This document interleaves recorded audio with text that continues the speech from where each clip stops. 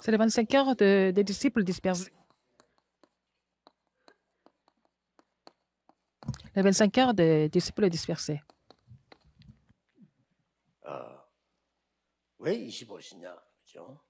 Pourquoi les 25 heures?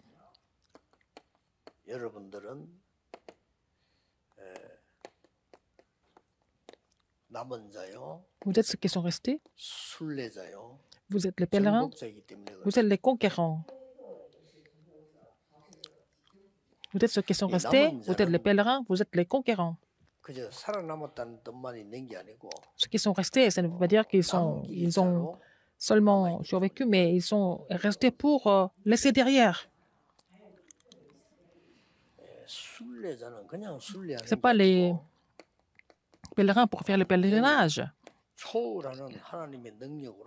Avec la puissance qui transcende tout, ils font bouger les choses. Les conquérants, ils ne vont pas conquérir en combattant, mais c'est des conquérants qui changent. Même si vous gagnez au combat, si votre adversaire ne change pas, ça ne sert à rien du tout.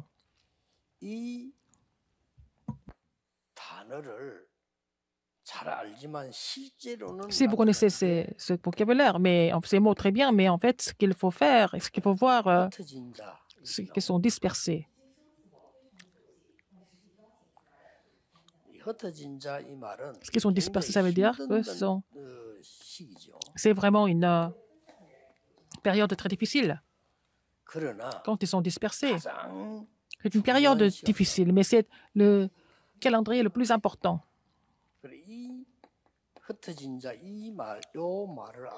Il faut comprendre ce que ça veut dire, ce qui sont dispersés. Pourquoi nous avons besoin de prier 24 heures sur 24?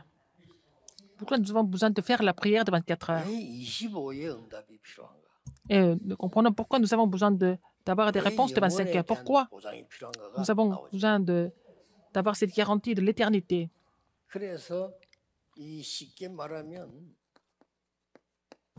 Thème principal, ce sont des gens qui connaissaient le mystère de 24 heures.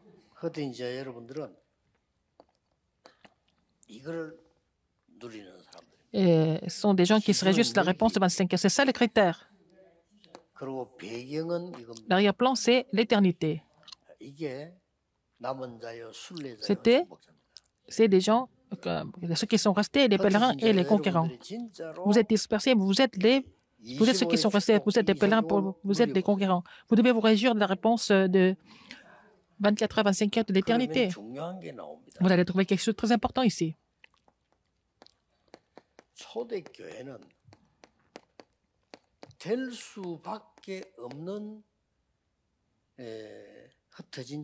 C'était des gens dispersés qui n'avaient pas d'autre choix que de réussir. C'était l'église des membres de l'église primitive. Il y a quelque chose de très important ici. C'était des personnes, c'était ceux qui étaient dispersés qui n'avaient pas d'autre choix que de réussir à l'église primitive. Ils ont établi les 12 apôtres et 70 disciples. Ça veut dire quoi? Vous avez l'œil de voir l'ensemble du terrain. Vous avez aussi l'œil de repérer les disciples à travers ces disciples. Vous avez l'œil de voir l'Église à travers ses disciples. Si vous avez cet œil, même si vous êtes dispersé, vous allez pouvoir sauver chaque région.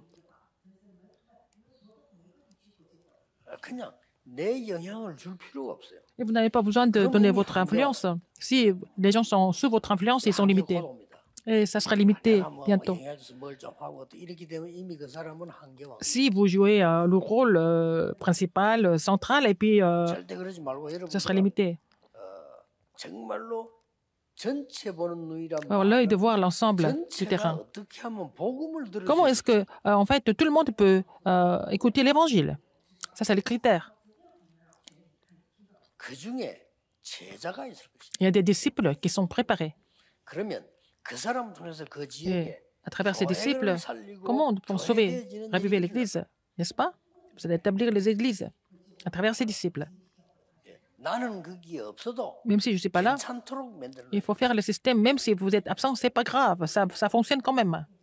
Les gens qui ont ouvert cet œil, c'était les 12 apôtres et les 70 disciples.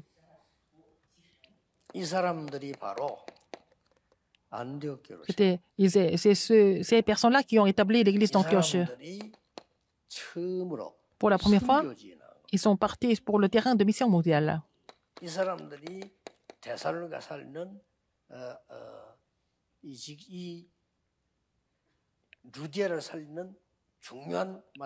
il y avait des rencontres importantes avec Lydie, qui a sauvé la région.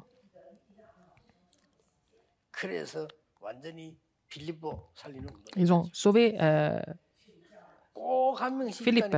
Il y avait une personne comme ça préparée par Dieu. Et Jason qui a sauvé Thessalonique. Priscille et Aquilas qui ont sauvé Corinthe. C'est des disciples qui ont sauvé Éphèse. Il y en a toujours. C'était déjà préparé comme ça. Il faut avoir l'œil de voir tout ça. Comme ça, vous n'avez pas besoin d'être paresseux ou alors être surexcité, n'est-ce pas? Si vous êtes surexcité, ça veut dire quoi? Vous avez des motifs, n'est-ce pas? Paresseux, ça veut dire quoi? Vous avez perdu le vrai motif. C'est la même chose. Les gens qui ont le motif, les gens qui ont perdu le vrai motif, c'est la même chose. Nous ne sommes pas comme ça. Seulement les disciples que Dieu a cachés. Ça, établir la vraie Église. Il faut vraiment tenir compte de ça.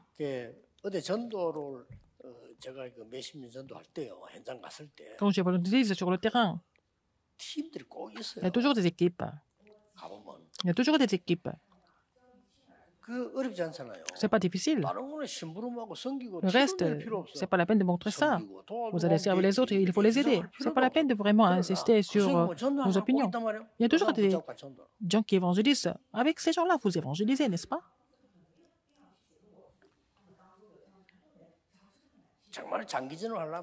À long terme, il faut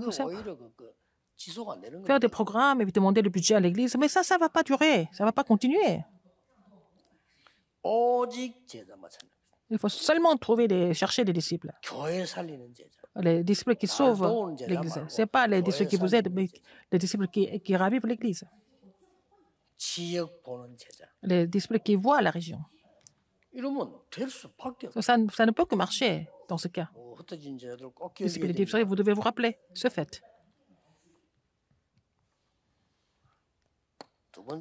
Deuxième,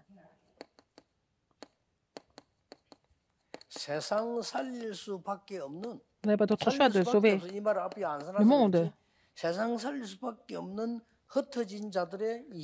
C'est les 25 heures de ceux qui sont dispersés qui n'ont pas d'autre choix que de sauver le monde.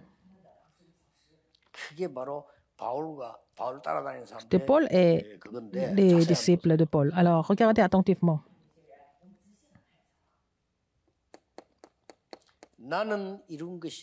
Je n'ai rien acquis, mais ça ne fait que commencer. Il faut avoir ce comportement. Parce que j'ai tout acquis, ce n'est pas que tout accompli, mais et Paul a dit, il court pour être saisi par le Christ. C'est vraiment incroyable. Ces personnes n'avaient pas d'autre choix que de sauver le monde. Les 25 heures de ceux qui sont dispersés. Deuxième, les gens aiment bien être reconnus par les autres, par les gens. C'est vraiment les gens en général qui sont comme ça, être reconnus par les autres.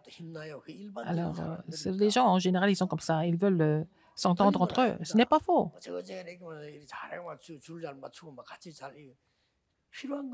On a besoin d'être avec les autres, mais ce sont les gens en général. Mais ces gens-là ne vont pas pouvoir évangéliser le monde.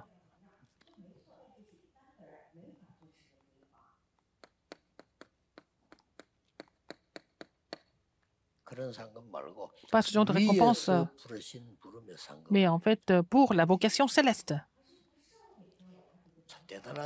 Il a vraiment compris ça. Si vous ne comprenez pas cela, je vais poser la question au pasteur.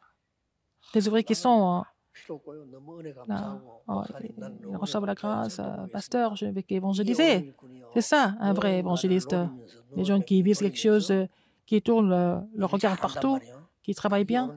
Ce n'est pas des vrais ouvriers, ça. C'est la même chose. On n'a pas besoin d'autre chose pour la vocation céleste. On ne peut pas les empêcher. On ne peut pas les empêcher, ces gens-là. On ne peut pas les empêcher. On ne peut pas les retenir.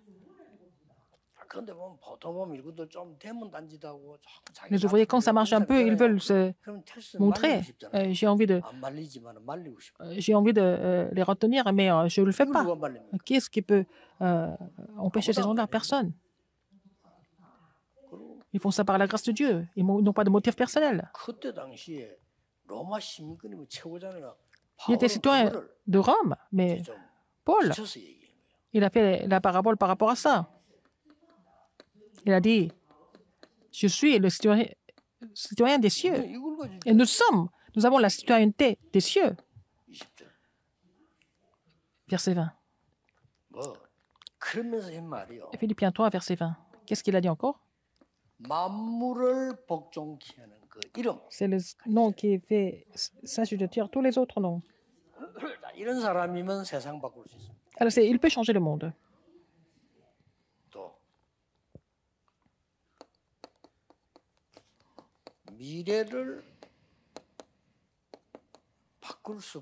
On n'a pas d'autre choix que de changer l'avenir.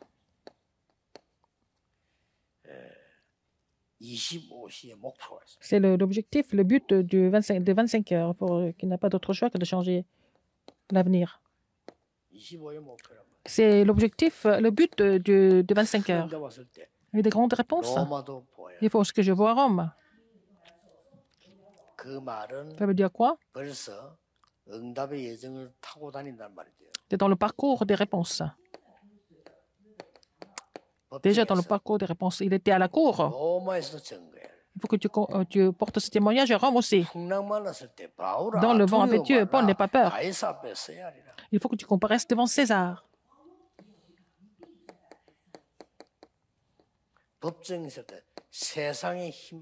Devant la force du monde, pouvoir du monde, quand tu étais à la cour, il y a beaucoup de persécutions, il y a des tribulations. Mais devant cette tribulation et les persécutions, devant le vent impétueux, c'était la grande crise. Paul n'a pas peur. Il faut que tu comparaisses devant César. Et dans ce cas, il n'a pas d'autre choix que de changer l'avenir. Les disciples dispersés, il faut faire ça comme ça.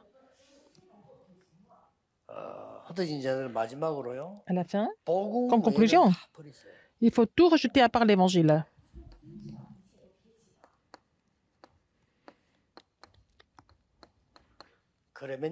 Comme ça, vous allez voir l'œuvre de Dieu.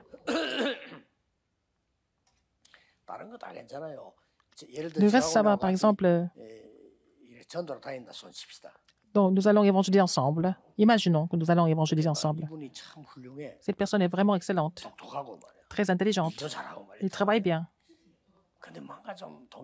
Mais il a trop de motifs. Vous ne pouvez pas aider la personne du fond du cœur. Cette personne n'est pas très excellent, problème spirituel, mais comme moi. Mais cette personne n'a pas d'autre motif que l'Évangile. Donc, on aide cette personne.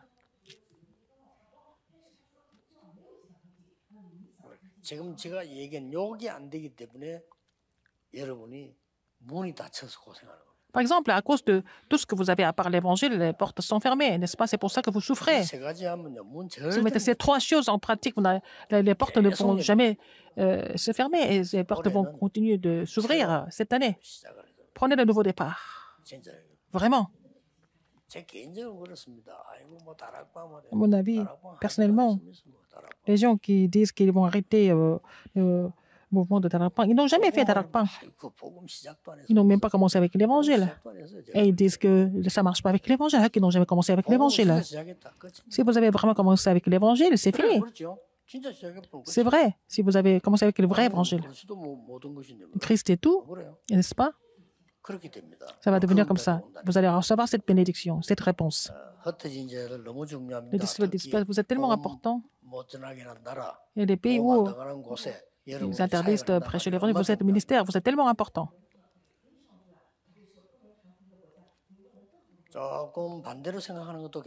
On peut penser à l'opposé. Là où vous ne pouvez pas aller là-bas, même si les portes s'ouvrent, qu'est-ce qui se passe? Ce n'est pas toujours bien. Il vaut mieux que les portes ne s'ouvrent jusqu'à ce qu'on trouve les vrais disciples. Prions. Dieu merci. Tu as établi les vrais disciples et en tant que disciples dispersés, merci encore.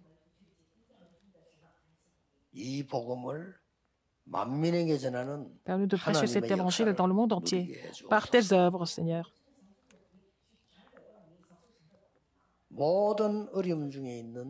Tous ceux qui sont en difficulté, il y a des disciples qui sont en difficulté. Permets-leur de recevoir une grâce spéciale. Au nom de Jésus-Christ, j'ai prié. Amen.